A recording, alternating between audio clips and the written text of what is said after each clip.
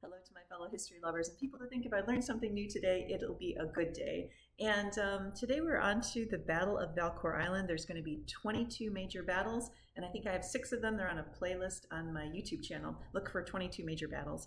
And this is a fascinating battle. So this is what's going on. The British are planning to invade from Canada, and they're going to use Lake Champlain, which is actually known as the Warpath of Nations, because it's a great way for armies to come and go, and native tribes in Canada had used it to invade the Hudson Valley before. So his idea, he being Carleton, the British guy, is on my way down, I need to take over Fort Crown Point and also Fort Ticonderoga.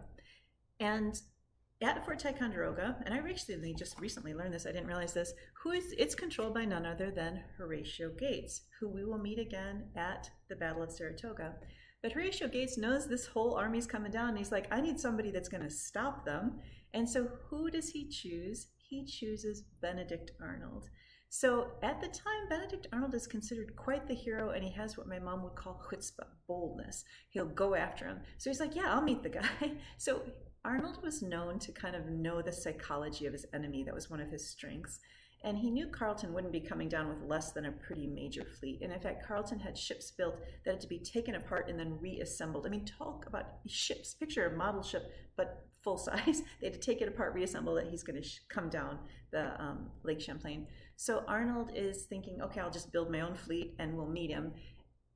Arnold begs Congress again and again. He needs everything from sailors to hard to get with sort of the nails that put the things together. And he's very little coming in, but he's doing what he can. So eventually he gets about 15, and I'm going to call them boats. There's a few maybe decent ships, but a lot of them don't even have roofs, meaning if you can imagine, this is October up north, and sometimes there's only like a canvas roof over the top of these soldiers. So, but he's, like I said, he is a bold guy. So he thinks, well, where am I going to meet him? I can't afford to meet him open, right? Like I'm too small and he's too big, and we're not going to meet on, like face to face. So he comes up with an ingenious plan, and he says there is a place called Valcour Island, because he had studied this lake a lot. And what he's going to do is, I'm just going to use this as an example. Sorry, he's going to hide behind. So this is the main lake, and Carleton's coming down, and Arnold is hiding behind this island. And what he knew is that Carleton would go past him because he won't see him. Remember, he's hidden. And then he can come out and start basically attacking. But Carleton's going to have to turn his whole fleet around, which is hard to do in those days. So picture that you can attack while he's just trying to turn around to face Arnold. So let's see what